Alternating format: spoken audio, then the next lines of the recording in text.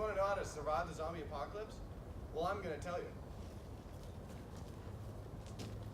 Well, come here. Come on.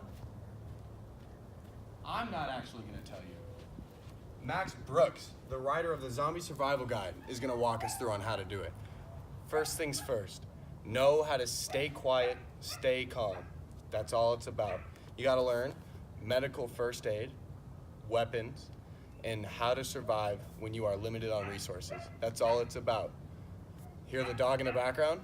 He's just as scared as you should be. Today, we're going to walk you through on how to survive in the zombie apocalypse.